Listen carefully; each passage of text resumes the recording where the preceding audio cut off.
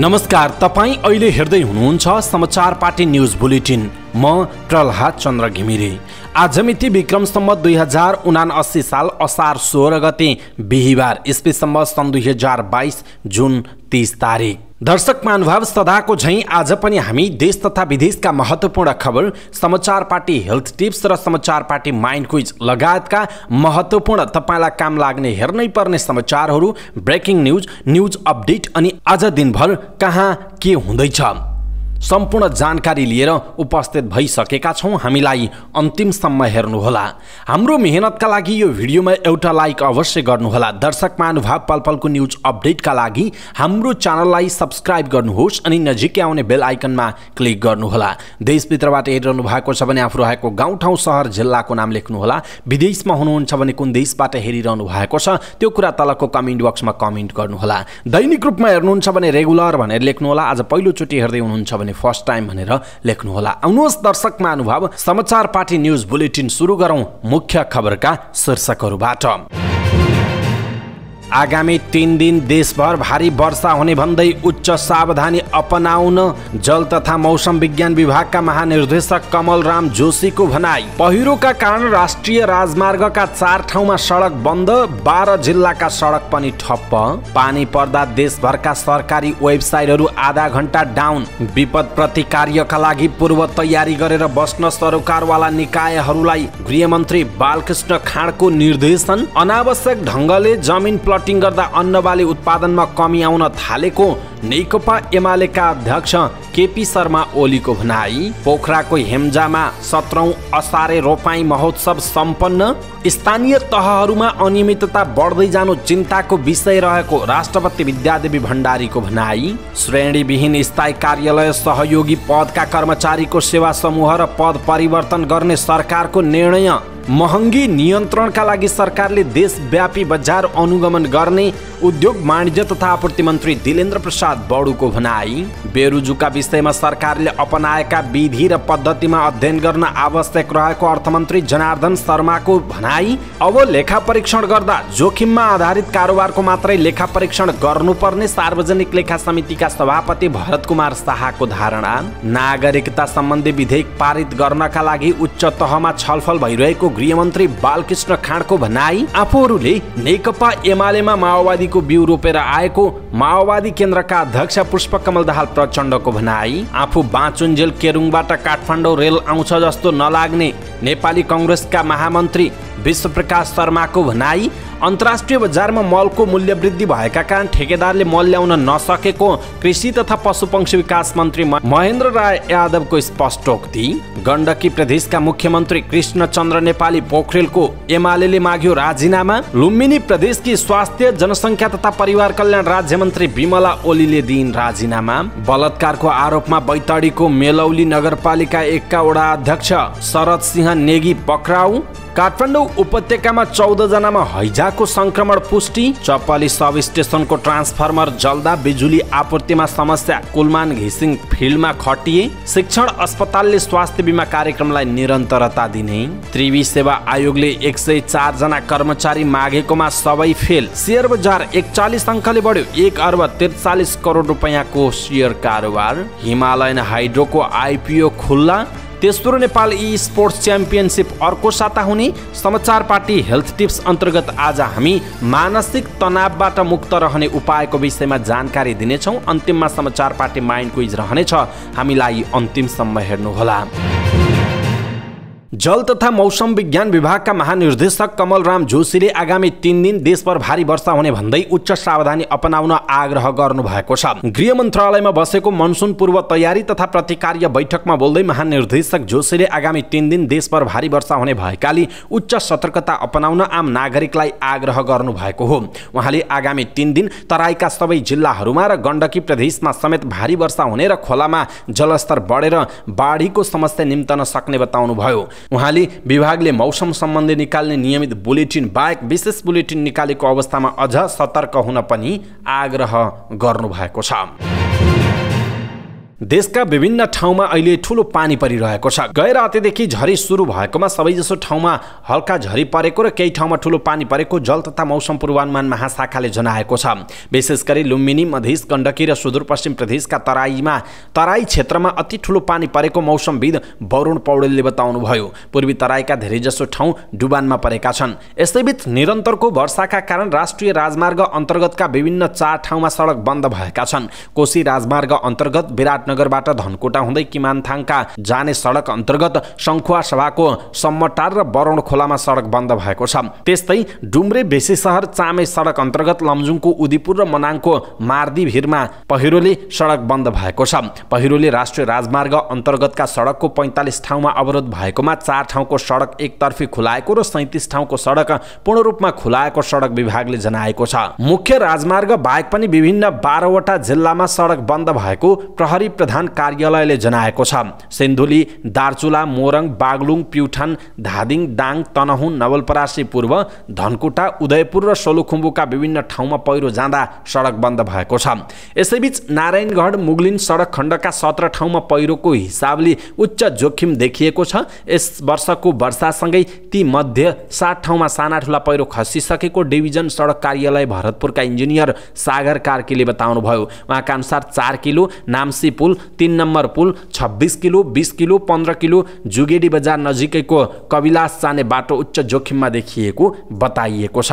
दर्शक महानुभाव, देशभरि ठूलो पानी परिरहेको छ। विभिन्न ठाउँमा पहिरो अनि विभिन्न ठाउँमा बाढी र डुबान भइरहेका छन्। दर्शक महानुभाव, तपाईँ जहाँ हुनुहुन्छ, जस्तो अवस्थामा हुनुहुन्छ, कृपया सुरक्षित रहनुहोला। आफू मात्र सुरक्षित रहने होइन, आफ्ना परिवार र छरछिमेकीको पनि ख्याल गर्नुपर्छ। यस्तो अवस्थामा विपद भनेको कसलाई कुन बेला कतिखेर कस्तो अवस्थामा पर्छ थाहा हुँदैन। त्यसकारण सबैजना सुरक्षित रहनुपर्छ। सुरक्षित रहनुहोला र विदेशमा हुनुहुन्छ अथवा तपाईँ सुरक्षित ठाउँमा हुनुहुन्छ भने अरूलाई पनि यो सन्देश पुर्याइदिनुहोला। यो भिडियो सक्दो सेयर गर्नुहोला ताकि उहाँहरूलाई पनि थाहा होस् कुन कुन ठाउँमा अवस्था कस्तो छ भनेर।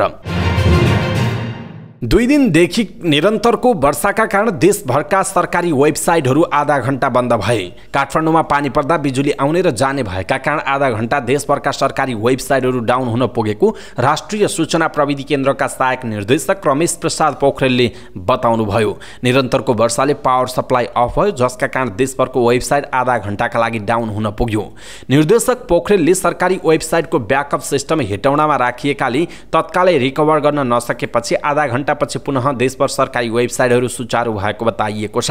राष्ट्रिय सूचना प्रविधि केन्द्रमा देशभरका करिब 3057 वटा सरकारी कार्यालयका वेबसाइट DNSमा दर्ता भएका छन् भने 1345 बढी वेबसाइटहरू सी प्यानलमा होस्ट गरिएको छ। यस्तै 516 वटा वेबसाइटहरू भर्चुअलाइजेसन र क्लाउड उपयोगकर्ताहरू रहेको राष्ट्रिय सूचना प्रविधि केन्द्रले जनाएको छ।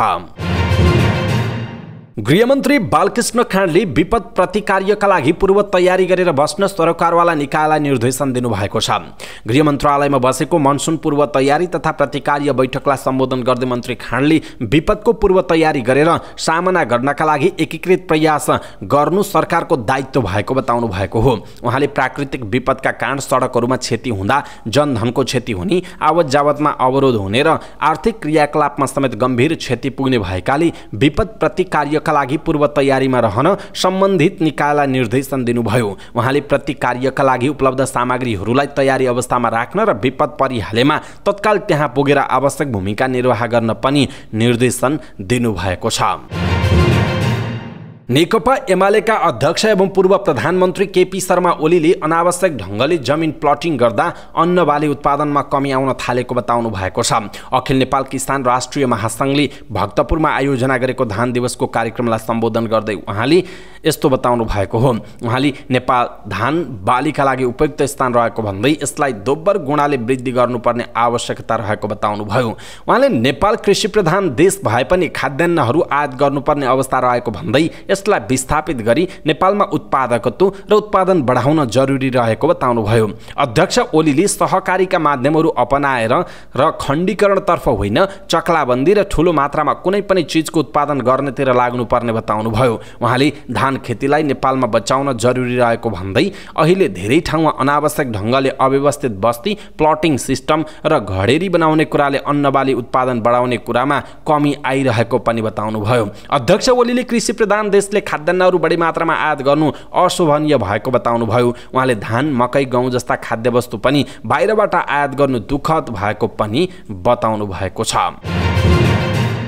पोखरामा 17औं असारे रोपाई महोत्सव सम्पन्न भएको छ। विदेशी पर्यटकसँगै आन्तरिक पर्यटकलाई लक्षित गरेर पोखरा पर्यटन परिषदको आयोजनामा पोखरा सबै मौसमका लागि भन्ने मूल नाराका साथ 17औं असारे रोपाई महोत्सव भएको हो। पोखराको हेम्जा स्थित माइस्थानमा 10 रोपनी खेतमा भएको रोपाई महोत्सवमा किसानहरू सहित पर्यटन व्यवसायले उत्साही भएर मनाएका थिए। महोत्सवमा विभिन्न किसिमका प्रतियोगिता समेत आयोजना गरिएको थियो। महोत्सवमा विदेशी पर्यटकले पनि नेपाली पर्यटकसँगै रमाइलो गर्दै हिलो छ्यापाछ्याप गरेका थिए। योग्य जमिनको संरक्षण, कृषिलाई व्यवसायीकरण गर्दै कृषकलाई आफ्नो पेशाप्रति अभिप्रेरित गर्नु र परम्परागत कृषि प्रणाली मार्फत पोखराको पर्यटन प्रवर्धन गर्ने मूल उद्देश्यका साथ 2061 सालदेखि परिषदले असारे रोपाई महोत्सवको आयोजना सुरु गरेको थियो। पोखरा पर्यटन परिषदका उपाध्यक्ष तथा रोपाई महोत्सवका संयोजक पोम नारायण श्रेष्ठले नेपाल सबै सिजनमा ट्राभल गर्नु उपयुक्त छ भन्ने सन्देश दिन महोत्सवलाई निरन्तरता दिइएको बताउनुभयो। उहाँले शहरमा बस्ने युवा पुस्तालाई खेती प्रणालीका बारेमा जानकारी दिन पनि महोत्सव फलदायी भएको बताउनुभयो।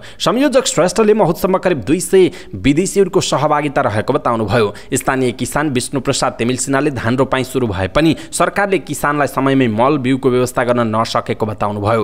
उहाँले सरकारले समयमा नै किसानलाई मल र बिउ दिन नसक्दा किसानमा निराशा छाएको बताउनुभयो। महोत्सवमा साउने प्रतियोगिता, आमा समूहबीच असारे गीत तथा रोपाई प्रतियोगिता, हिलोमा माछा समात्ने सहित दौड प्रतियोगिताहरू भएका थिए। पछिल्लो समय बढ्दो प्लटिङसँगै कङ्क्रिट सहरका कारण महोत्सव स्थल समेत पाउन मुस्किल हुन थालेको छ। अधिकांश मानिस हिलोमा छिरेर टिकटक बनाउनेदेखि सेल्फी खिच्न व्यस्त देखिन्थे। महोत्सव स्थलमा रमाइलो भइरहँदा नजिकै खेतहरूमा किसानले निरन्तर काम पनि गरिरहेका थिए।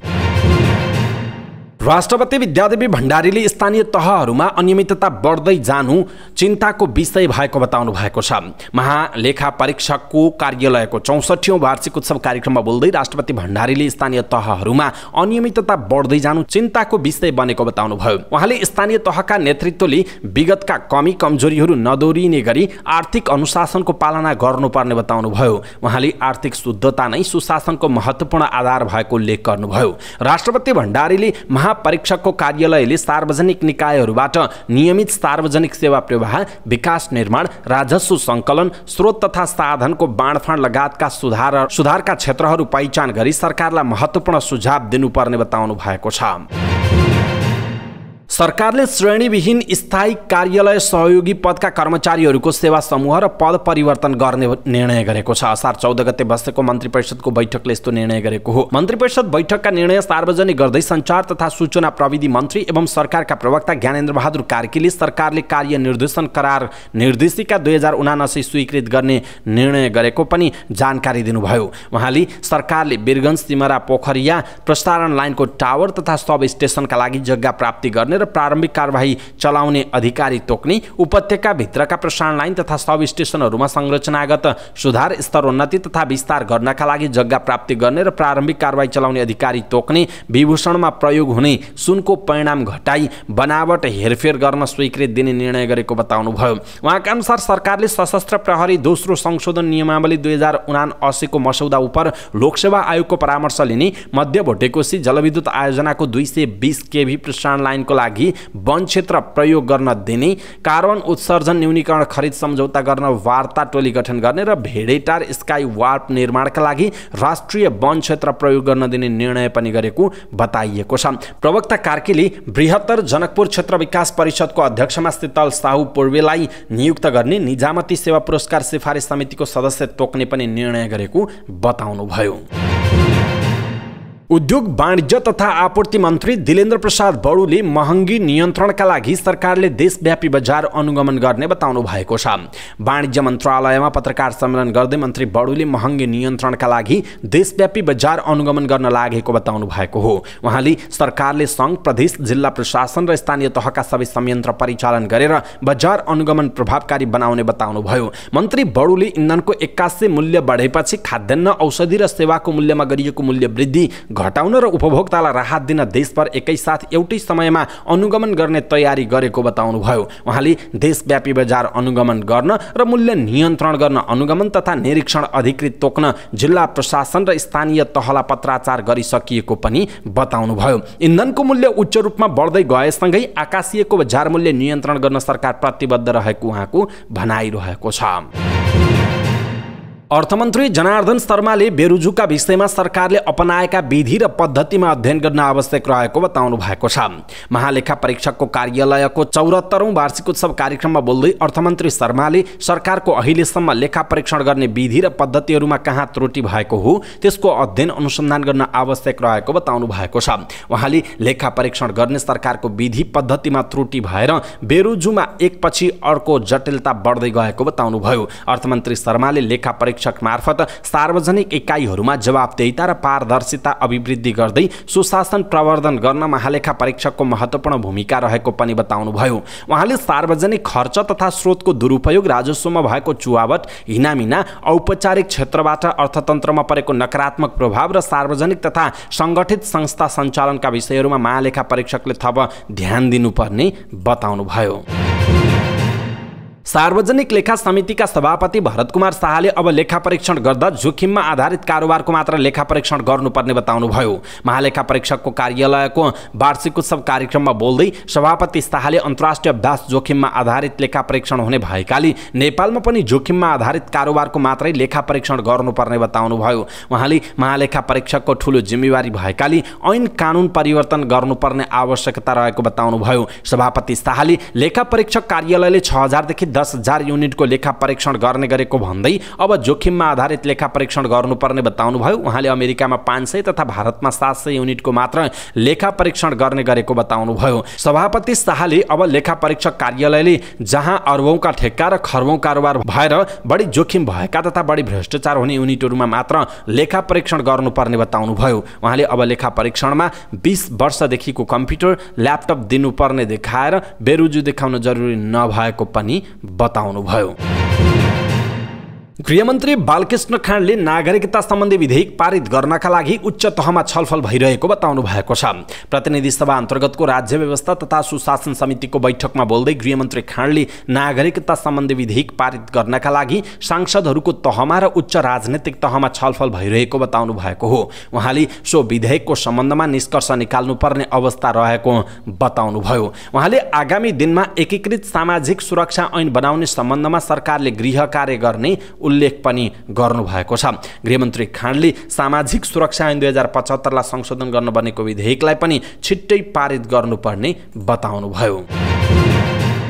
नेकपा माओवादी केन्द्रका अध्यक्ष एवं पूर्व प्रधानमन्त्री पुष्पकमल दाहाल प्रचण्डले नेकपा एमालेमा माओवादीको बिउ रोपेर आएको बताउनु भएको छ। काठमाडौँमा आयोजित पार्टी प्रवेश कार्यक्रममा बोल्दै अध्यक्ष दाहालले नेकपा एमालेमा 3 वर्षसम्म बिउ रोपेर आएको र केही समयपछि फुल्ने र फल्ने बताउनु भएको हो। उहाँले नेकपा एमाले भित्र पनि सच्चा कम्युनिस्ट रहेको र उनीहरूलाई पनि समेटेर जानुपर्ने अहिलेको आवश्यकता भएको बताउनुभयो। अध्यक्ष दाहालले नेकपा एमालेका अध्यक्ष केपी शर्मा ओलीको नेतृत्व नरहने हो भने नेकपा एमालेका नेता र कार्यकर्तालाई पनि सँगै समेटेर जान सकिने बताउनु भएको छ। अध्यक्ष दाहालले सबै माओवादी मिल्नुको विकल्प नरहेको भन्दै नेत्रविक्रम चन्द र मोहन वैद्य लगायतका नेताहरूलाई माओवादीमै फर्किन आग्रह गर्नुभयो। उहाँले जनताको आवाज भनेकै पूर्व माओवादीहरू सबै एकै ठाउँमा रहनु भन्ने रहेकाले जनताको आवाजलाई नसुन्ने र अनदेखा गर्न नमिल्ने बताउनु भएको छ। उहाँले सबैले आत्मसमीक्षा गरेर सबै माओवादी एकजुट भई जनतामा जानुपर्ने बताउनु भएको छ। अध्यक्ष दाहालले आफ्नो उदारतावादीले कहिलेकाहीँ धोका खाएको पनि बताउनु भएको छ। नेपाली कांग्रेसका महामन्त्री विश्वप्रकाश शर्माले नेपालले केरुङ काठमाडौँ रेलमार्ग निर्माण गर्न नसक्ने दाबी गर्नुभएको छ। काठमाडौँमा आयोजित एक कार्यक्रममा बोल्दै महामन्त्री शर्माले नेपालले केरुङ काठमाडौँ रेलमार्ग निर्माण गर्न नसक्ने दाबी गर्नुभएको हो। उहाँले नुवाकोट र रसुवाका नागरिकलाई सरकारले यो बनाउन सक्दैन भन्ने कुराको यथार्थता भन्नुपर्ने बताउनुभयो। महामन्त्री शर्माले नेपालले छिमेकी देश चीन र भारतलाई नेपालले केरुङ काठमाडौँ रेलमार्ग निर्माण गर्न नसक्ने तर लिजमा बाटो दिने र उपहार प्रहार प्रोजेक्ट लिन चाहने प्रस्ताव राख्नुपर्ने बताउनुभयो। नेपाल गरिब राष्ट्र भएकाले दुवै देशको व्यापारका लागि बाटो भाडामा उपलब्ध गराउने कुरा चीन र भारतलाई भन्नुपर्ने उहाँको भनाइ छ। उहाँले नेपालले आफ्नो ढुकुटीको पैसा लगानी गरेर सहुलियत ऋणमा मेची महाकाली रेल बनाउन सक्नेतर्फ ध्यान दिनुपर्ने बताउनु भएको छ। उहाँले चुनावका लागि गरिने प्रतिबद्धतामा ध्यान दिनुपर्ने भन्दै चुनाव लागेकै कारण विमानस्थल बनाउँछु भनेर गलत सूचना दिन र गर्न नसकिने प्रतिबद्धता गर्नु नहुने बताउनु भएको छ। उहाँले भन्नुभयो, विश्वप्रकाश शर्मा बाँचुन्जेल केरुङबाट काठमाडौँ रेल आउँछ जस्तो लाग्दैन। हामीले नुवाकोट र रसुवाका नागरिकलाई सरकारले यो बनाउन सक्दैन भन्नुपर्छ, आउनुपर्छ त्यो, तर नेपालले प्रश्न भन्नुपर्छ हामी सक्दैनौँ, तिमीहरू व्यापार गर, लिज बाटो दिन्छौँ, उहाँको भनाइरहेको छ। कृषि तथा पशुपक्षी विकास मन्त्री महेन्द्र राय यादवले अन्तर्राष्ट्रिय बजारमा मलको मूल्य वृद्धि भएका कारण ठेकेदारले मल ल्याउन नसकेको बताउनु भएको छ। राष्ट्रिय बाली विज्ञान अनुसन्धान केन्द्र खुमलटार फार्म परिसरमा आयोजित 19औं राष्ट्रिय धान दिवस तथा रोपाई महोत्सव कार्यक्रममा बोल्दै मन्त्री यादवले मलको ठेक्का लिएका ठेकेदारले मल ल्याउन नसकेका कारण ठेक्का रद्द गर्नुपर्ने अवस्था आएको बताउनुभयो। उहाँले अन्तर्राष्ट्रिय बजारमा मलको मूल्य वृद्धि भएका कारण सरकारले ठेक्का लगाउँदा पनि ठेकेदारहरू नआउने समस्या भएको बताउनु। उहाँले ठेकेदारले समयमा कहिल्यै मल ल्याउन नसकेको भन्दै निजी क्षेत्रलाई मल ल्याउन दिने कि नदिने भन्नेमा छलफल भइरहेको बताउनुभयो। मन्त्री यादवले पुरानो ऐन कानुनले चाँडै मल उपलब्ध हुने स्थिति नरहेको पनि बताउनुभयो। उहाँले मलको मूल्य पनि स्वचालित मूल्यमा निर्धारण हुनुपर्ने बताउनु भएको छ। प्रमुख प्रतिपक्ष दल नेकपा एमाले गण्डकी प्रदेशका मुख्यमन्त्री कृष्णचन्द्र नेपाली पोखरेलको राजीनामा मागेको छ। गण्डकी प्रदेश सभामा बजेटमाथिको छलफल रोकेर सत्ता गठबन्धनले संसदलाई अनिर्णयको बन्दी बनाएको भन्दै नेकपा एमाले मुख्यमन्त्रीको राजीनामा माग गरेको हो। नेकपा एमाले संसदीय दलले आयोजना गरेको पत्रकार सम्मेलनमा संसदीय दलका नेता एवं पार्टीका उपमहासचिव पृथ्वी सुब्बा गुरुङले संसदलाई निकास दिन नसक्ने मुख्यमन्त्री पोखरेलले तत्काल राजीनामा दिनुपर्ने बताउनुभयो। उहाँले मुख्यमन्त्री र अर्थमन्त्रीको विवादका कारण संसदमा प्रस्तुत बजेटको छलफललाई रोकेर संसदलाई अनिर्णयको बन्दी बनाउन नपाइने बताउनुभयो। दलका नेता गुरुङले संसदीय प्रक्रिया अनुसार मुख्यमन्त्री र अर्थमन्त्री बीचको विवादको निकासका लागि मुख्यमन्त्रीको राजीनामा आउनुपर्ने र मुख्यमन्त्रीले राजीनामा नदिने हो भने अर्थमन्त्रीले भए पनि राजीनामा दिएर संसदमा बजेट छलफल हुने वातावरण बनाउनु पर्ने बताउनुभयो। उहाँले आगामी आर्थिक वर्षको नीति तथा कार्यक्रम प्रस्तुत गर्दा सरकारका मन्त्रीहरूले नै आपत्ति जनाएको पनि बताउनुभयो। पूर्व मुख्यमन्त्री समेत रहनुभएका नेता गुरुङले बजेट पास हुन नसक्ने स्थिति भए सरकारको विकल्प सोच्नुपर्ने बताउनु भएको छ। लुम्बिनी प्रदेशकी स्वास्थ्य जनसङ्ख्या तथा परिवार कल्याण राज्य मन्त्री बिमला ओलीले राजीनामा दिनुभएको छ। ओलीले असार 12 गते राजीनामा बुझाएको मुख्यमन्त्री कुलप्रसाद केसीले बुधबार बसेको प्रदेश सभाको बैठकमा जानकारी गराउनुभयो। राजीनामा स्वीकृत भइसकेको मुख्यमन्त्री केसीले बताउनुभयो। गएको जेठ अन्तिममा ओलीले दाङका वाइसिएल नेता एकराज बस्नेतको घरमा गएर उहाँकी श्रीमती र छोरीलाई अभद्र व्यवहार गरेको भन्दै उजुरी दर्ता भएपछि छानबिन गर्न प्रदेश सरकारले 3 सदस्यीय समिति गठन गरेको थियो। बलात्कारको आरोपमा एक वडाध्यक्ष सहित 2 जना पक्राउ परेका छन्। पक्राउ पर्नेमा बैतडीको मेलौली नगरपालिका 1 का अध्यक्ष शरद सिंह नेगी र त्यही ठाउँका केशव सिंह नेगी रहेको बताइएको छ। एक 28 वर्षीय युवतीलाई गएको चैत 15 गते बलात्कार गरेको आरोपमा उनीहरूलाई पक्राउ गरिएको हो। पीडितको उजुरीका आधारमा उनीहरूलाई पक्राउ गरिएको प्रहरी निरीक्षक लोकराज जोशीले बताउनुभयो। पीडित महिलाको स्वास्थ्य परीक्षण उजुरी दिएकै दिन जिल्ला अस्पतालमा गरिएको छ। आरोपित 2 जनालाई हिरासतमा राखेर अनुसन्धान सुरु भएको जिल्ला प्रहरी कार्यालयले जनाएको छ। पीडित महिला परिवारकै संरक्षणमा रहेको बताइएको छ। काठमाडौँ उपत्यकामा 13 दिनको बीचमा 14 जनामा हैजाको संक्रमण पुष्टि भएको छ। स्वास्थ्य तथा जनसङ्ख्या मन्त्रालयका अनुसार काठमाडौँ उपत्यकामा असार 2 गतेदेखि बुधबारसम्म गरिएको परीक्षणमा 14 जनामा हैजाको संक्रमण पुष्टि भएको हो। मन्त्रालयकी प्रवक्ता डाक्टर सङ्गीता मिश्राले आरडीटी र ह्याङ्गिङ ड्रप विधिबाट परीक्षण गर्दा 14 जनामा संक्रमण पुष्टि भएको जानकारी दिनुभयो। उहाँका अनुसार ललितपुरमा सङ्कलन गरिएको 18 वटा नमुना मध्ये 12 वटामा हैजा फैलाउने इकालाई जीवाणु भेटिएको छ। हैजाबाट बच्न पानी उमालेर मात्र खान र ताजा खानेकुरा खान स्वास्थ्य मन्त्रालयले सबैलाई आग्रह गरेको छ। काठमाडौँको बुढा नीलकण्ठ नगरपालिकामा रहेको चपली सब स्टेशनको एउटा पावर ट्रान्सफर्मर जल्दा बुधबार बिहानदेखि काठमाडौँ आसपासमा बिजुली प्रवाह बन्द भयो। सब स्टेशनमा रहेका 10-10 MVA क्षमताका 3वटा ट्रान्सफर्मर मध्ये एउटा बिहान 5 बजे जल्दा टोखा, मण्डीखाटार, बाँसबारी, धापासी हाइट, बुढा नीलकण्ठ, तारेभिर, झोर लगायतका क्षेत्रमा बिजुली आपूर्तिमा समस्या भएको हो। चपली सब स्टेशन सञ्चालनमा नआउन्जेल बालाजोर चाबहिल लाइनको बिजुली ल्याएर 80% क्षेत्रमा वितरण गरिएको र 20% ठाउँमा बिहानैदेखि बिजुली नभएको महाराजगञ्ज वितरण केन्द्रका प्रमुख प्रज्वलमान श्रेष्ठले जानकारी दिनुभएको छ। जलेको ट्रान्सफर्मरको ठाउँमा अर्को राख्न लागि र रातिसम्म काम सकिने उहाँले बताउनुभयो। यसैबीच नेपाल विद्युत प्राधिकरणका कार्यकारी निर्देशक कुलमान घिसिङ पनि फिल्डमै पुग्नु भएको बताइएको छ। त्रिभुवन विश्वविद्यालय शिक्षण अस्पताल महाराजगञ्जले स्वास्थ्य बीमा कार्यक्रमलाई निरन्तरता दिने भएको छ। अस्पतालका सूचना अधिकारी रामविक्रम अधिकारीले स्वास्थ्य बीमा बोर्डले बिमितको रकम उपलब्ध गराउने प्रतिबद्धता जनाएपछि स्वास्थ्य बीमा कार्यक्रमलाई निरन्तरता प्रदान गर्ने जानकारी दिनुभयो। उहाँका अनुसार अस्पतालबाट प्रविष्ट भएका दाबीको मूल्याङ्कन गरी शोध भर्ना अविलम्ब बोर्डले पठाउने भएपछि स्वास्थ्य बीमा सेवाले निरन्तरता पाउने भएको छ। यसअघि अस्पतालले स्वास्थ्य बीमा बोर्डले बिमितको उपचार बापतको रकम उपलब्ध नगराएपछि असार 15 गतेदेखि बीमा कार्यक्रम स्थगित गर्ने जानकारी गराएको हो।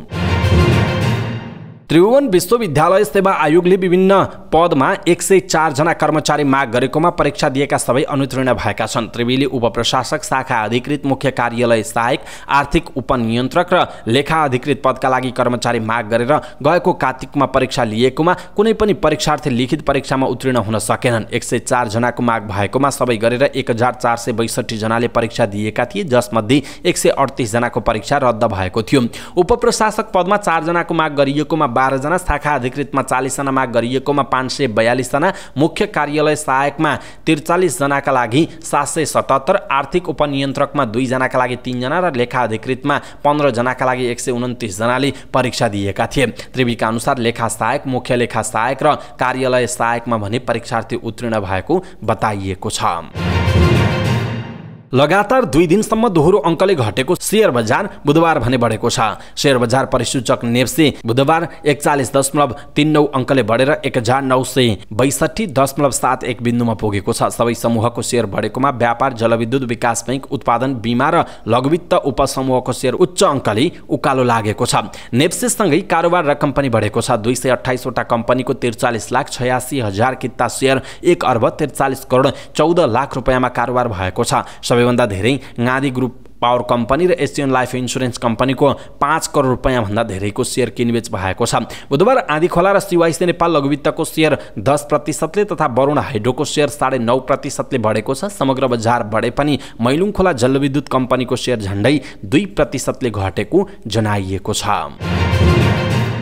हिमालयन हाइड्रो पावर लिमिटेडले सर्वसाधारणका लागि साधारण शेयर निष्कासन तथा बिक्री खुल्ला गरेको छ। कम्पनीले बुधबारदेखि प्राथमिक सार्वजनिक निष्कासनको बिक्री खुल्ला गरेको हो। कम्पनीले प्रति शेयर 100 मूल्यका दरले 9 लाख किता आयोजना प्रभावित क्षेत्रका बासिन्दाका लागि निष्कासन गरेकोमा 2,81,750 किता मात्र बाँडफाँड भएको र बाँकी 6,18,250 किता सहित कुल 19,68,250 किता साधारण शेयर सर्वसाधारणका लागि निष्कासन गर्न लागेको सार्वजनिक आह्वान पत्रमा उल्लेख छ। कम्पनीले निष्कासन गर्ने कुल शेयर मध्ये 39,365 किता कम्पनीका कर्मचारी र 98,413 किता सामूहिक लगानी कोषलाई बाँडफाँड गरेको छ। त्यसपश्चात बाँकी रहेको 18,30,472 किता शेयरमा सर्वसाधारणले असार 19 गतेसम्म आवेदन दिन पाउने तथा निष्कासन बमोजिम माग नआए ढिलोमा असार 29 गतेसम्म कम्पनीको आइपिओ बिक्री खुल्ला रहने कम्पनीले जनाएको छ। नेपाल ई स्पोर्ट्स सङ्घको आयोजनामा तेस्रो नेपाल ई स्पोर्ट्स च्याम्पियनसिप 2022 असारको 23 गतेदेखि 25 गतेसम्म आयोजना हुने भएको छ। पहिलो र दोस्रो संस्करण सफलतापूर्वक सम्पन्न गरिसकेको सङ्घले तेस्रो संस्करण आयोजना गर्न लागेको पत्रकार सम्मेलनको आयोजना गर्दै जानकारी गराएको हो। छोटो समयमा नै विश्वका युवाहरूमाझ लोकप्रिय खेल ई स्पोर्ट्स नेपालमा पनि पछिल्लो समय युवाहरूमाझ निकै नै रुचाइएको खेल पर्दछ। थापाथली स्थित एपीए को स्टुडियोमा आयोजना हुने च्याम्पियनसिपमा डोटा 2, CS:GO, MLBB 9, टेकेन 7 र पबजी गरी 5 विधामा प्रतिस्पर्धा हुने आयोजकले जनाएका छन्। आयोजक सङ्घका अध्यक्ष सुरज डङ्गोलले च्याम्पियनसिपका प्रतियोगिताहरू सञ्चालन भइसकेको र असार 23 गतेदेखि फाइन खेलहरू आयोजना हुने समेत जानकारी दिएका छन्। समाचार पार्टी न्यूज बुलेटिनमा पालो भएको छ समाचार पार्टी हेल्थ टिप्स। आजको समाचार पार्टी हेल्थ टिप्समा हामीले मानसिक तनावबाट मुक्त रहने उपायको विषयमा जानकारी दिनेछौँ। हामीलाई अन्तिमसम्म हेर्नुहोला। सबै माझ पुर्याउनका लागि यो भिडियोलाई कम्तीमा पनि आफ्नो फेसबुक, ट्विटर लगायतका सामाजिक सञ्जालमा शेयर गर्न नबिर्सिनुहोला। तनावबाट मुक्त, आत्मविश्वास रहनु, खुसी हुनु, दैनिक बाधा अवरोध हाँसी खेली सामना गर्ने हिम्मत राख्नुलाई सामान्यतया स्वस्थ मानसिकता अथवा मानसिक स्वास्थ्य राम्रो भएको मान्न सकिन्छ। शारीरिक स्वास्थ्य जतिकै तपाईले आफ्नो मानसिक स्वास्थ्यलाई ध्यान दिनु पनि उत्तिकै जरुरी हुन्छ। त्यसैले आफ्नो मानसिकता कसरी स्वस्थ राख्ने र सुन्दर जीवनयापन कसरी गर्ने यसको विषयमा हामी तपाईलाई केही उपायहरू सुझाउँछौँ। ती उपायहरू यस प्रकार छन्। पहिलो हो व्यक्तिगत सम्बन्ध। तपाईको जीवनमा साथ दिने सहयोग गर्ने मानिसहरूसँग राम्रो र स्वस्थ व्यक्तिगत सम्बन्ध राख्नुहोस्। मानसिक स्वास्थ्यमा व्यक्तिगत सम्बन्धको धेरै ठूलो भूमिका हुन्छ। मनोरञ्जनलाई समय दिनुहोस्। आफ्नो दैनिक कार्यमा तपाईले भित्रैबाट गर्न मन पराउने क्रियाकलाप, नाच, गान, खेल आदिका लागि समय निकाल्नु अत्यन्त जरुरी छ। अर्को हो समूहमा सहभागी। आफ्नो जस्तै रुचि भएका व्यक्तिहरूको समूहमा सहभागी हुने र रुचिका विषयमा कुराकानी तथा भावनाहरू विचार आदान प्रदान गर्न तपाईलाई मानसिक रूपमा स्वस्थ रहन मद्दत गर्दछ। त्यस्तै अर्को हो सामुदायिक क्रियाकलाप। सामुदायिक क्रियाकलापमा सहभागी हुने गर्नाले आफूले समुदायलाई केही दिन सकेकोमा खुसी मिल्छ। समुदायको विकास, निर्माण, जनचेतना, सामुदायिक हितका कार्यक्रममा स्वयंसेवक बनी आफ्नो श्रम, ज्ञान र अनुभव बाँड्नुहोस्। अर्को, आफ्नो हेरचाह गर्नुहोस्। आफ्नो खानपान, सरसफाई, शारीरिक स्वास्थ्य आदिमा ध्यान दिनु आवश्यक छ। यसले तपाईको मानसिक स्वास्थ्यमा टेवा पुर्याउँछ। अर्को हो आफैलाई चुनौती। कामकाजको समय होस् वा अरू कुनै पनि बेला आफैलाई नयाँ र नौलो कामका लागि चुनौती थप्नुहोस्। चुनौती पूरा गर्न नयाँ तरिका, ज्ञान र अनुभवको खोजी गर्नुहोस्। यसले तपाईलाई व्यस्त र स्वस्थ राख्दछ। चुनौती पूरा हुँदा तपाईको आफ्नो स्वयं विकास भएको अनुभूति हुन्छ र खुसी लाग्छ। अर्को हो तनावको सामना। तपाईलाई कस्तो अवस्था र व्यवहारले तनावमा ल्याउँछ र तनावको बेला तपाई कसरी प्रतिवाद गर्नुहुन्छ यो आफैले बुझ्न जरुरी हुन्छ र यो विरुद्ध निरन्तर अभ्यास गरेर तनावको प्रभाव आफूमा कम गर्न सक्नुहुन्छ। अर्को हो पुनर्ताजगी। मानसिक रूपमा स्वस्थ रहन निन्द्राको ठूलो भूमिका हुन्छ। नियमित रूपमा सही समयमा सुत्ने र उठ्ने बानीदेखि तपाईलाई ताजा राख्छ। त्यसैगरी दिनभरिको कामको बीचबीचमा केही छोटो समय निकालेर कामको तनावबाट पर रहने, टिभी हेर्ने, गफ गर्ने गर्नाले पुनः ताजा भई प्रभावकारी रूपमा काम गर्न सकिन्छ। अर्को हो वर्तमानको महसुस। धेरैजसो मानिसको मस्तिष्कमा या त पहिलेकै समयमा भएको सफलता असफलताका बारेमा भविष्यको योजना खेलिरहेको हुन्छ। यो गरिरहँदा कहिलेकाहीँ तपाईलाई वर्तमानलाई भुलेको हुन सक्छ। त्यसैले कहिलेकाहीँ भूत र भविष्य भुलेर वर्तमानलाई महसुस गरी रमाउन सिक्दछौँ र मानसिक रूपमा स्वस्थ रहन सक्छौँ। अर्को हो मद्दत। अरूलाई मद्दत गर्दा तपाईलाई खुसी त मिल्छ नै, तर तपाईँ आफै आफ्नो समस्याका बेला कतिको मद्दत माग्नुहुन्छ। कतिपय कामको सिलसिलामा समस्या उत्पन्न हुन्छ र तपाईलाई मद्दतको जरुरी पर्छ। यस्तो अवस्थामा निर्धक्क भएर मद्दत माग्नु उत्तम हुन्छ। यसले आफ्नो समस्या शेयर हुनुका साथै समाधानको उपाय अथवा मद्दत नै मिल्ने सम्भावना बढी हुन्छ र तपाईँ मानसिक तनावबाट मुक्त रहन सक्नुहुन्छ। दर्शक महानुभाव, आज हामीले यहाँहरूलाई मानसिक तनावबाट मुक्त रहने उपायहरू के हुन् त यसको विषयमा केही जानकारी दियौँ। तपाईलाई कस्तो लाग्यो आफ्नो धारणा तलको कमेन्ट बक्समा कमेन्ट गर्नुहोला। हामीले निरन्तर रूपमा प्रस्तुत गर्दै आइरहेको यो हेल्थ टिप्स तपाईलाई कस्तो लाग्छ त्यो कुरा पनि तलको कमेन्ट बक्समा कमेन्ट गरिदिनुहोला। सबै नेपालीहरू माझ पुर्याउनका लागि यो भिडियोलाई सक्दो शेयर गर्नुहोला। समाचार पार्टी न्यूज बुलेटिनमा पालो भएको छ समाचार पार्टी माइन्ड क्विज। समाचार पार्टी माइन्ड क्विजमा हिजो हामीले सोधेका थियौँ, प्रथम महिला उद्यमी हरित औद्योगिक ग्राम स्थापनाका लागि चयन गरिएको ठाउँ कुन हो? यसको सही उत्तर हो काभ्रेको 5 खाल। समाचार पार्टी माइन्ड क्विजको आजको प्रश्न छ, एसिया डेभलपमेन्ट लिडरसिप अवार्ड 2022बाट सम्मानित हुने नेपाली को हुन्? एसिया डेभलपमेन्ट लिडरसिप अवार्ड 2022बाट सम्मानित हुने नेपाली को हुन्? कृपया आफूलाई लागेको सही उत्तर तलको कमेन्ट बक्समा कमेन्ट गर्नुहोला। अवस्था दर्शक महानुभाव, आजका महत्त्वपूर्ण समाचार ब्रेकिङ न्यूज अपडेटहरू यति नै। हामीले प्रस्तुत गरेका समाचारहरूप्रति तपाईको धारणा के छ? आफ्नो धारणा तलको कमेन्ट बक्समा कमेन्ट गर्नुहोला। हाम्रो मेहनतका लागि यो भिडियोमा एउटा सानो लाइक अवश्य गर्नुहोला। दर्शक महानुभाव, पलपलको न्यूज अपडेटका लागि हाम्रो च्यानललाई सब्स्क्राइब गर्नुहोस् अनि नजिकै आउने बेल आइकनलाई क्लिक गर्नुहोला। पलपलको न्यूज अपडेटका साथ फेरि हाम्रो भेट हुनेछ। तपाईँ समाचार पार्टी हेर्दै गर्नुहोस्। नमस्कार।